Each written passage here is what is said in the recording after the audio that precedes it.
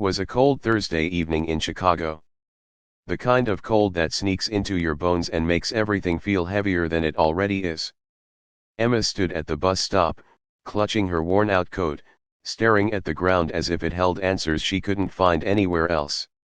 She had just lost her job, her rent was overdue, and her phone had died hours ago. But none of that hurt as much as the quiet realization that she felt completely alone. And just when she thought no one was looking, someone was. Before we begin, if you believe stories can change the way we see the world, take a moment to subscribe, like, and share your thoughts in the comments. Your support helps this channel bring more stories like this to life. Now, let's continue. Emma had always believed in kindness. She was the kind of person who held doors open, smiled at strangers, and tipped more than she could afford. But life had a way of testing even the softest hearts. 3 months earlier, Emma worked at a small bookstore downtown. It wasn't glamorous, but it was hers.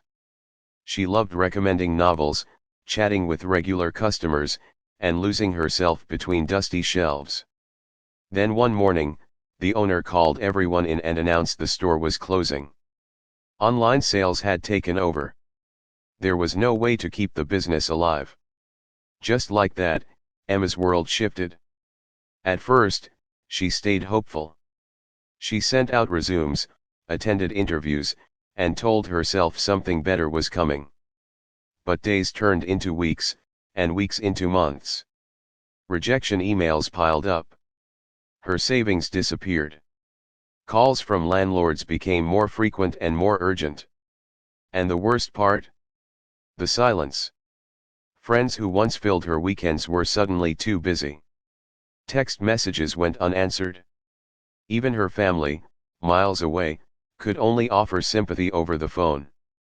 That's how Emma ended up at that bus stop, feeling invisible in a city full of millions. The wind picked up, biting at her cheeks. She pulled her coat tighter, trying to hold herself together literally and emotionally. A tear slipped down her face before she could stop it. "Hey, are you okay?" The voice startled her. Emma looked up to see an older man standing a few feet away. He wore a thick jacket and a knitted cap, his face lined with age but softened by concern. "I'm fine," she said quickly, wiping her face. "Just cold."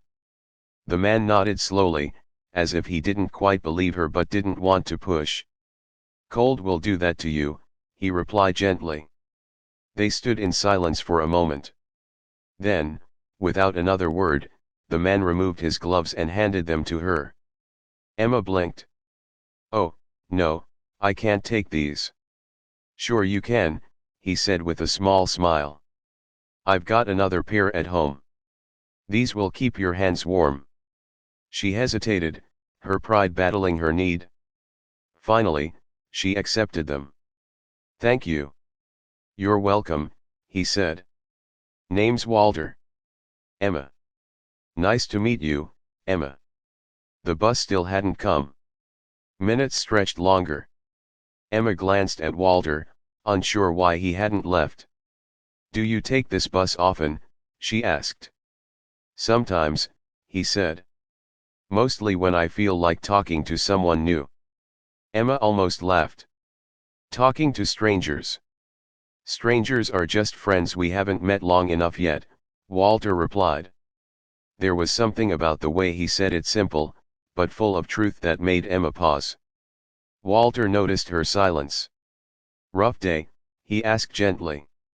Emma sighed. "More like a rough few months." She didn't know why, but the words started spilling out. Maybe it was the cold.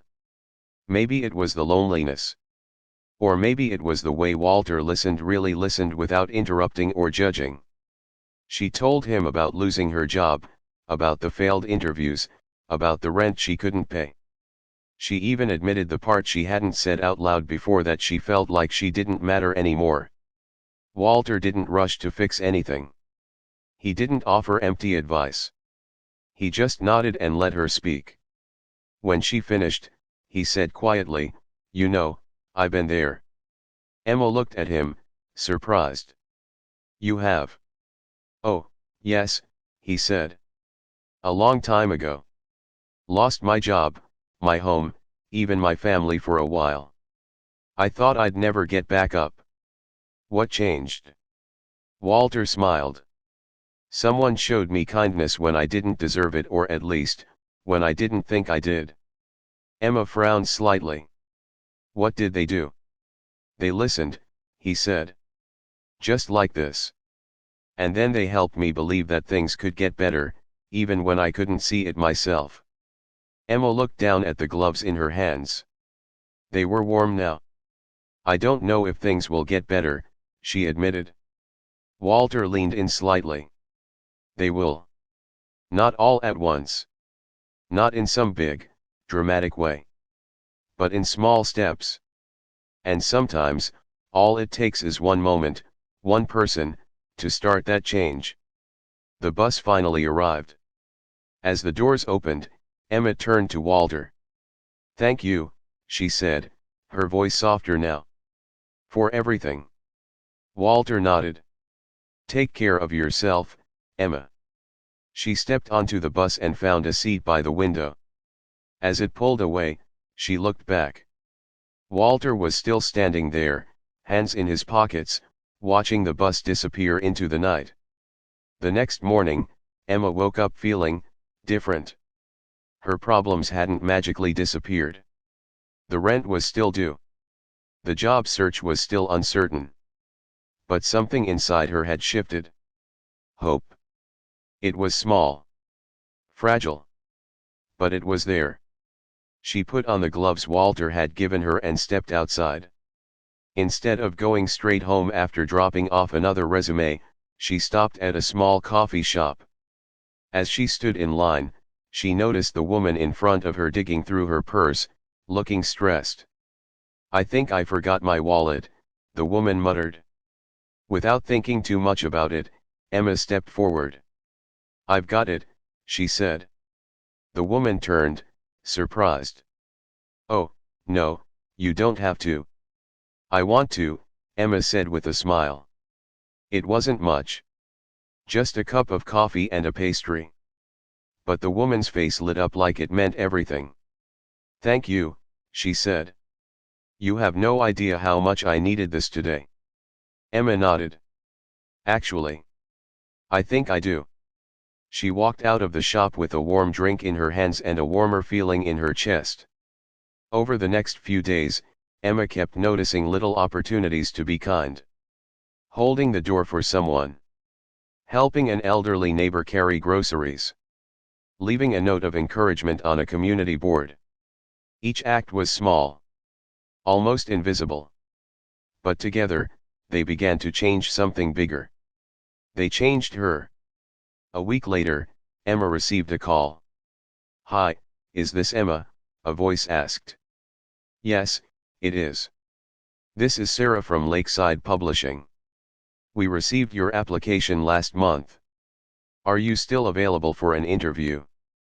Emma's heart skipped. Yes. Absolutely. The interview went well, better than she expected. And a few days later, she got the job. It wasn't just any job. It was a position helping manage a small publishing team surrounded by books, stories, and people who cared about them just as much as she did. On her first day, Emma walked to the same bus stop where she had met Walter. She looked around, hoping to see him. But he wasn't there. Still, she smiled. Because she realized something important. Walter didn't just help her that night. He reminded her of who she was and who she could still be. Weeks turned into months. Emma settled into her new job, made new friends, and slowly rebuilt her life.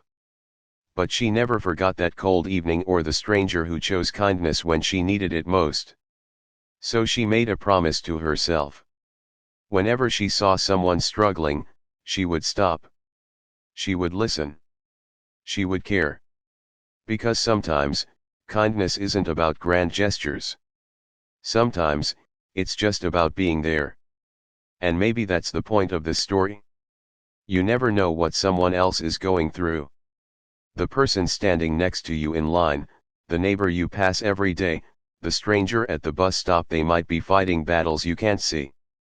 But a simple act of kindness, a smile, a conversation, a helping hand can change everything. Just like it did for Emma. Just like it might for someone else. Or even for you. So today, choose kindness. Not because it's easy. Not because it's expected. But because it matters. Because in a world that can sometimes feel cold and distant, your kindness might be the warmth someone needs to keep going.